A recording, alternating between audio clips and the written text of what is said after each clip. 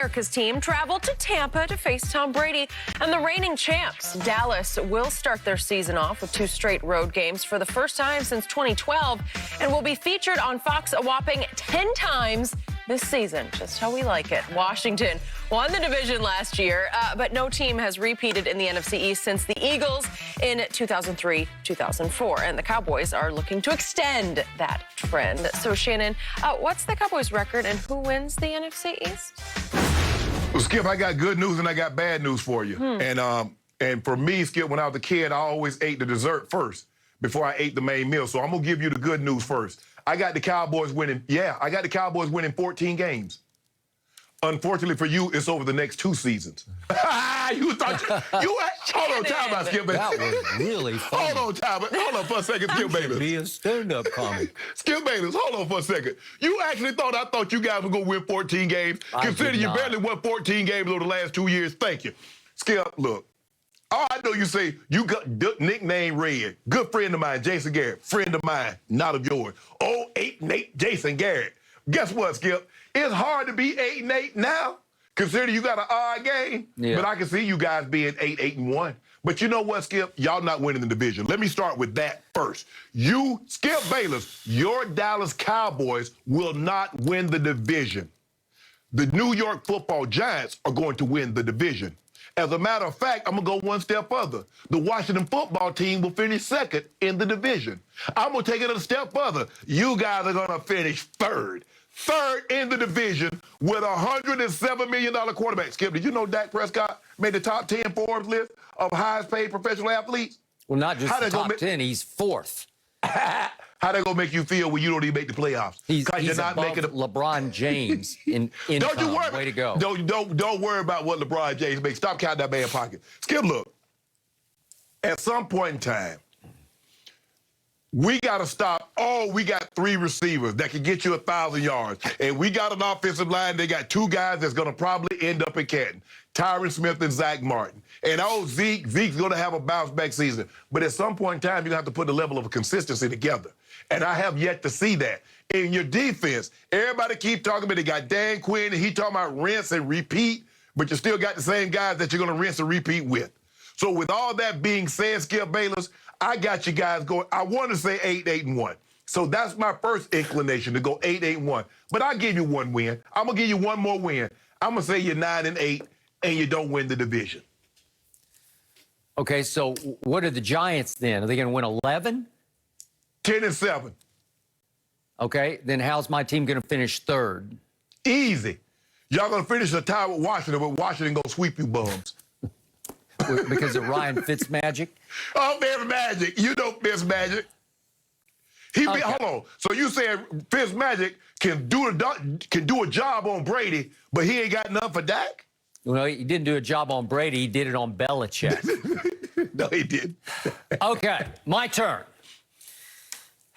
I'll be the first to admit I do not love my team going into this season. But I definitely like my team more than I like the Giants or Washington or the Eagles. My team will win the NFC East. If you want to call it the least, you can. But all 4 teams will be a little bit better than they were last year. Just a little bit better. And my team is the one team that got its quarterback back.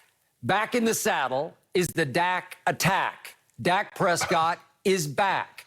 I think he'll be, I don't know, 90 to 100% healthy this year, coming off a career-threatening, obviously, broken leg and dislocated ankle, requiring 2 surgeries. But by all accounts, he's ahead of schedule. Don't they always say they're ahead of schedule? I don't know. I've never heard anybody say behind schedule. I haven't either. But I'm willing to bet that by game number 1, which unfortunately is at Tampa Bay, thank you, NFL, for doing that to us. So we're going to be 0-1 because we're up against the juggernaut that I've already said is going to go 17-0. So that's an L. But I still say, just because we have Dak and nobody else in the division does, they have Daniel Jones and they have Fitzmagic. I guess it's Fitzmagic, or is it Taylor Heineke, or is it, what's his name, Allen? I don't know who they're going to play at quarterback. And I love Jalen Hurts just as a competitor, and I do think the Eagles will be better than you think. But I'll take Dak over Jalen right now. So just sheerly on quarterback alone, I'm going to win the division. And just by default, my defense is going to be better than it was last year because it was all-time horrible last year. It was arguably the worst defense in franchise history last year.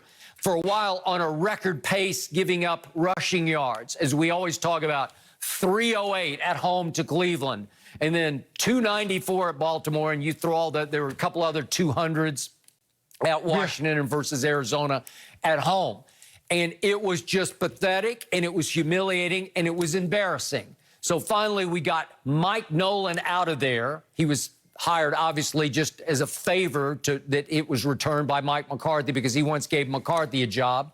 It was a disaster of a move by Mike McCarthy. It should have made him on the hot seat and almost fireable for hiring Mike Nolan.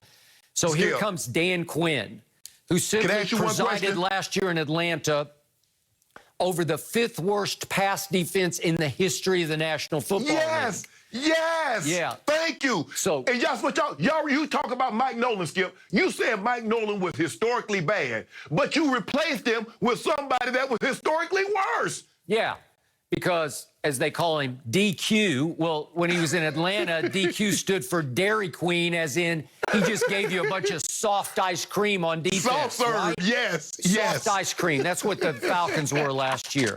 Okay. So we go into the draft, and we land the guy that you thought was the best defensive player in the draft in Micah Parsons.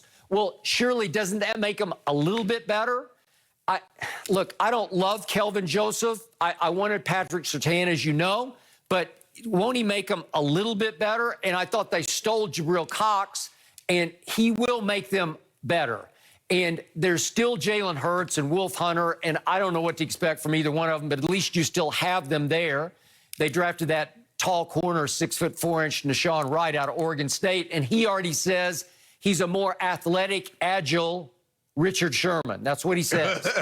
Well, I would prefer that they actually go sign right here, right now, the real Richard Sherman, because they need him. They need him as a tutor on defense, as a big brother on defense, and right away, I think they need him to start at cornerback, and especially going down to Tampa Bay on that opening Thursday night under the gun. I would rather have Richard Sherman in the starting lineup than Nashawn Wright or whoever, even Kelvin Joseph for that matter, because they will just get schooled by Tom Brady. So I hope they go get Richard Sherman, who obviously played for Dan Quinn once upon a time in Seattle. But they did bring in from Atlanta with Dan Quinn, Keanu Neal, for what it's worth. I think he's a little better. And Kazee. A little better at what? Just playing linebacker. He'll graduate from safety to linebacker because he's had an Achilles tear and an ACL tear. I think he'll give him a little thump at linebacker that they have not had. Well, I do. And Skip, have you really looked at the Cowboys schedule? Yeah. You do realize y'all starting the season 0-2, right? No, they're going to beat the Chargers at L.A. out here at SoFi. They are. That's going to be the turnaround game. That's actually, to me, a make-or-break game, a north-south game. You got to get back up on that horse and ride it out here to the Chargers after that Thursday night game. You get 10 days to prep for the Chargers. I think they can beat the Chargers and get back on a little bit of a roll. Hello. And you do know y'all got Kansas City. Skip. Ooh, let me see. Losing at the Giants, y'all losing. At Washington football team, lost. At New Orleans, lost. At Kansas City, lost. Denver gonna beat y'all at home. No. At Minnesota, lost. At New England, lost. At Chargers, lost. At Tampa. Skip, that's 8 losses right there. Okay. I agreed with everything you said except Denver at home. We can beat Denver at Jerry World. And I'm here to tell you, I think my team can sweep at Jerry World. I think they can go 8-0 at home. 8-0.